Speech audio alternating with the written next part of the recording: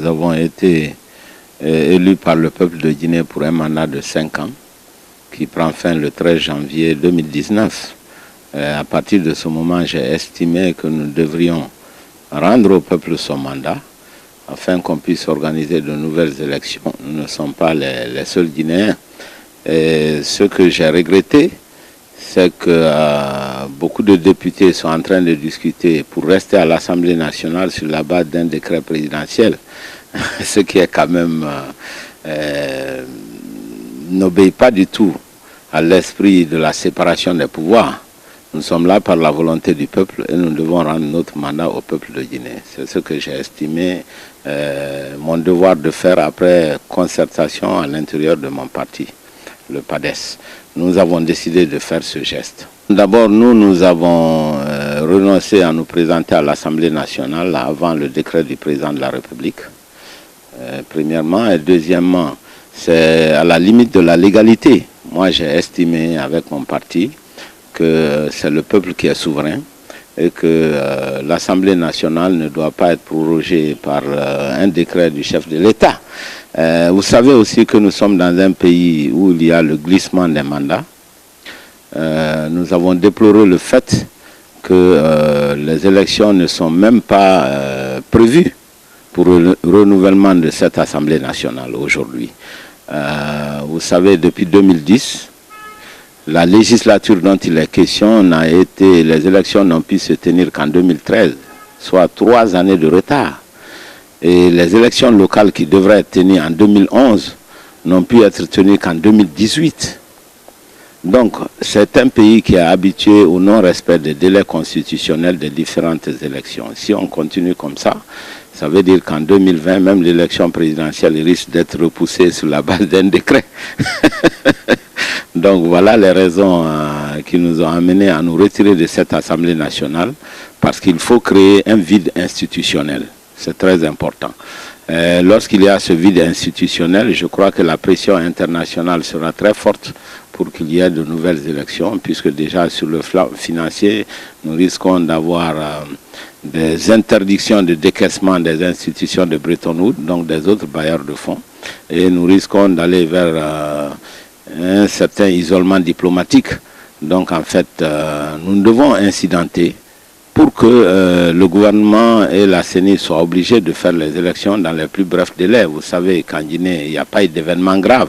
Nous ne sommes pas un pays en guerre. Nous n'avons pas la foudre tous les jours, le pays n'est pas arrêté. Donc il n'y a absolument aucune raison que l'on ne puisse pas tenir les différentes élections à date. C'est ça le problème. Écoutez, c'est une question de conscience. Je pense que la première génération des politiciens, le feu président Ahmed Sékou Touré et ses compagnons, malgré les difficultés, ont quand même donné l'indépendance à la Guinée.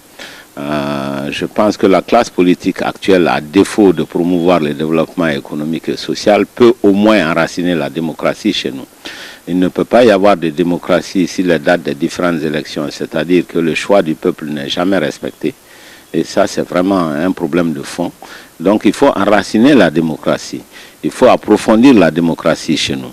Je pense que c'est notre rôle de jouer dans ce sens. Tout acte que nous prenons qui va à l'encontre de cet objectif est néfaste pour le peuple de Guinée. Donc, c'est une question de conscience. Moi, je pense qu'aujourd'hui, nous devons être capables de renoncer à nos intérêts personnels que nous percevons à l'Assemblée nationale pour une fois au moins aider le peuple de Guinée à avoir la vraie démocratie chez nous aussi en Guinée. Docteur, une coalition est en train d'être sur votre guide. Qu'est-ce que vous préparez réellement? À quoi va ressembler cette nouvelle coalition politique, vu qu'en Guinée déjà, il y a la mouvance et il y a l'opposition? Il y a l'opposition républicaine. L'opposition comprend l'opposition républicaine et l'autre opposition que nous voulons appeler l'opposition démocratique. Ce n'est pas une affaire individuelle. Nous avons plusieurs partis. Nous avons fait appel à tous ces partis qui ne font pas partie de la mouvance présidentielle d'une part et qui ne sont pas membres de l'opposition républicaine d'autre part. Donc c'est un groupe que nous voulons former pour donner une alternative au peuple de Guinée qui est aujourd'hui malheureusement déchiré entre les deux tendances, et ces deux tendances aggravent la déchirure ethnique de notre pays.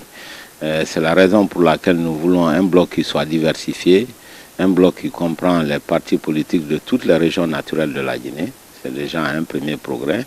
Ensuite, nous voulons approfondir la démocratie dans notre pays et nous allons aussi créer un espace de solidarité pour que tous ces partis se donnent la main pour que l'alternance puisse être possible en 2020.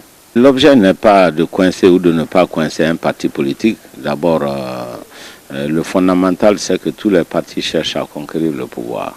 Le fondamental, c'est que nous souhaitons une démocratie apaisée. Il n'y a pas de là avant le décret du président de la République, premièrement. Et deuxièmement, c'est à la limite de la légalité. Moi, j'ai estimé avec mon parti que c'est le peuple qui est souverain et que l'Assemblée nationale... Mais avant celle-ci, nous avons déjà les élections législatives. Nous nous battons pour que ces élections puissent avoir lieu à date. Et ensuite, les élections présidentielles en 2020. La nouvelle coalition qui n'est pas encore créée, je vous dis, nous sommes en discussion pour qu'on puisse s'entendre sur un minimum de valeurs partagées. Des valeurs de solidarité, des valeurs de démocratie, des valeurs de transparence aussi et d'unité nationale.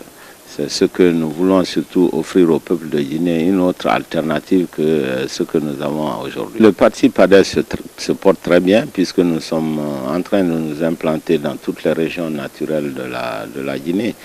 C'est vrai que moi je suis un économiste de profession, mais depuis quelque temps je suis arrivé à la conclusion après toutes ces années que si on veut promouvoir le développement économique, il faut avoir déjà le pouvoir politique. Parce que malheureusement les économistes, les technocrates ne sont jamais écoutés par les hommes politiques. Lorsque vous donnez des recommandations, les hommes politiques ils font autre chose.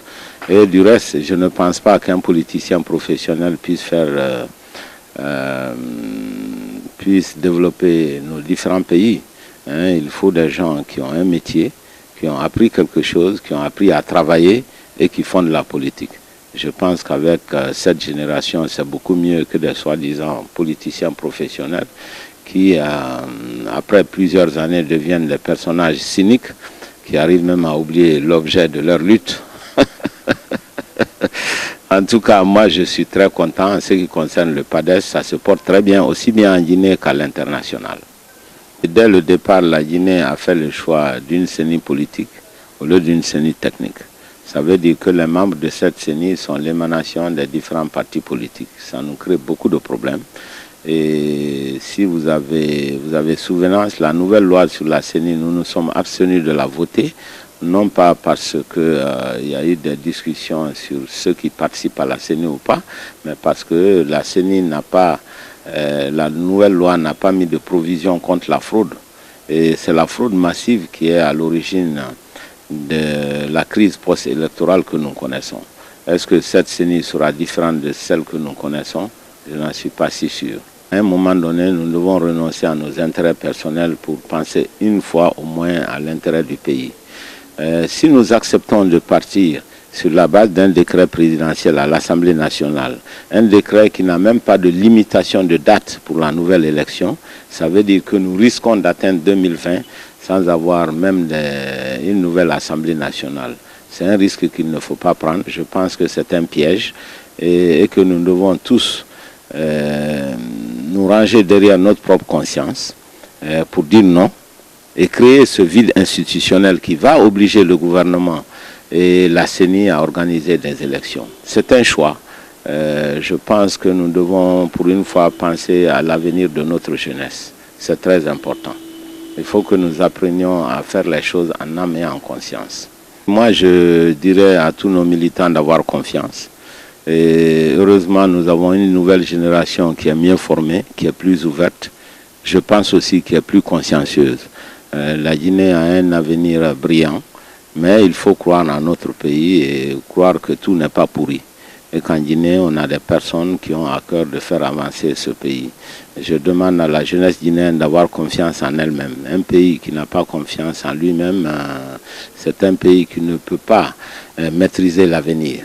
Donc, ayons confiance en nous-mêmes, battons-nous pour notre pays, et battons-nous pour le développement économique et social qui doit être l'agenda principal de ce pays. Voilà. Et il est inacceptable que la Guinée, avec toutes ses potentialités, soit encore à la traîne et que nous manquons encore d'eau, d'électricité, de routes. Nous avons un chômage énorme au niveau de notre jeunesse. La Guinée est un pays qui est en retard malgré toutes ses potentialités. Et malgré l'explosion récente de la production de bauxite, et d'ailleurs je l'ai expliqué que ce n'est pas la bauxite qui va développer la Guinée parce que la valeur ajoutée est très faible en Guinée, et nous avions toujours préconisé d'avoir des usines d'alumine. Malheureusement ce n'est encore pas le cas. Voilà, et donc c'est un appel que je lance à tout le monde, d'avoir confiance en la Guinée, d'avoir confiance aux Guinéens, et d'une manière générale l'Afrique va s'en sortir.